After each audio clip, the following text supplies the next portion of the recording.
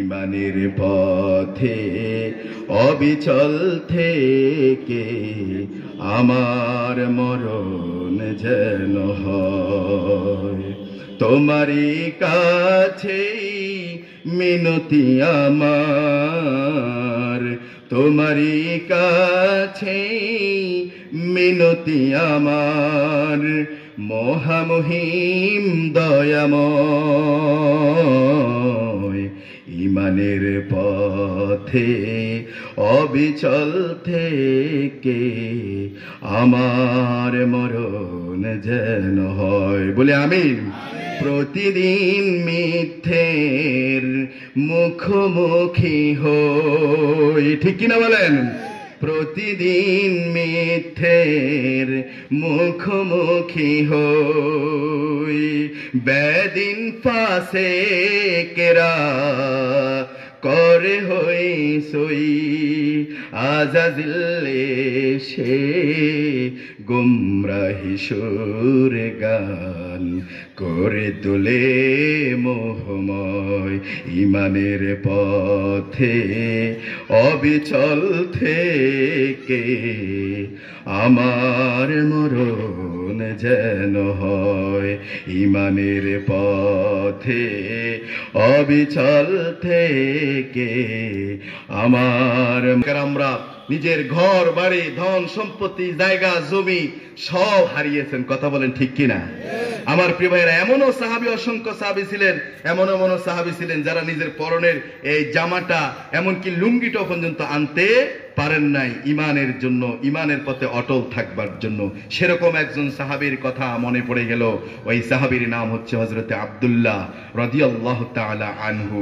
সেই ইসলামে প্রবেশ করেছেন যুবক বয়সে। কোন বয়সে? কথা বলেন, কোন বয়সে? আমাদের মতো যুবক বয়সে ইসলাম গ্রহণ করেছেন। এরা এখানে ওখানে শুনতে পাই, লোকদের কাছে জানতে পেরেছি তুমি নাকি ঈমান এনেছো, কালেমা পড়েছো, মুসলমান হয়েছে। কথাটা কতটুকু সত্য?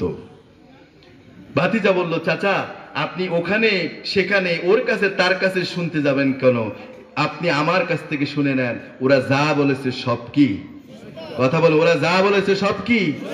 চাচা আপনাকে সাক্ষী রেখে আবারও আমি শাহাদাতের বাক্য পড়ে দিচ্ছি। শাহাদাতু আল্লাহ ইলাহা ইল্লাল্লাহু মুহাম্মাদুর রাসূলুল্লাহ। চাচা ক্ষিপ্ত হয়ে রাগান্বিত হয়ে বলে, ভাতিজা তুই যে এই কথা বলতেছিস, এর রেজাল্ট কিন্তু ভালো হবে, এর পরিণতি কিন্তু ভালো হবে না। বলল, চাচা কি হবে? বলল যে তোর সম্পত্তি জায়গা জমি যা আছে এই সবগুলো আমি নিয়ে নেব, ছিনিয়ে নেব। ভাতিজা বলল, চাচা ছিনিয়ে নেওয়ার দরকার কি? আমার সম্পত্তি জায়গা দোকানপাট যেগুলো আছে সব আমি এমনিতেই আপনাকে দিয়ে দিলাম। আল্লাহু আকবার। চাচা বলল, ভাতিজা এতেই হবে না, তোর পরনে যে জামা ওই জামাটাও কিন্তু আমার দেওয়া, এটা খুলে দিতে হবে। যুবক ছেলেটা জামাটা খুলে চাচার হাতে ধরিয়ে দিয়ে বললেন, চাচা এই নাও জামাটা দিয়ে দিলাম। ইমানের জন্য সম্পত্তি জায়গা জমি ঘর বাড়ি আমার ব্যবসা বাণিজ্য আমার পরনের জামা কাপড় সব দিয়ে দিতে পারি চাচা, এতে কোনো সমস্যা নাই। চাচা বলল, ভাতিজা শুধু তাই নয়, তোর পরনের যে লুঙ্গি এটাও আমার দেওয়া, এটাও খুলে দিতে হবে। যুবক বয়সে ছেলেটা কি করবে?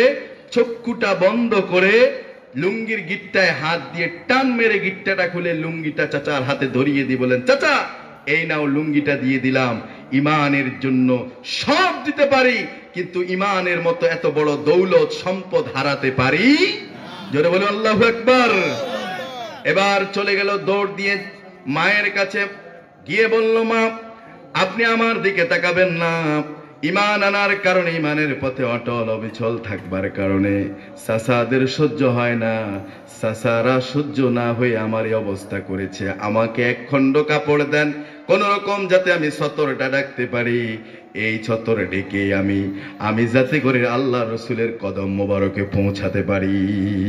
সুবহানাল্লাহ। মা ভিতরে থেকে এক খণ্ড জামা আনলেন, একটা কাপড় আনলেন, চাদর দিলেন।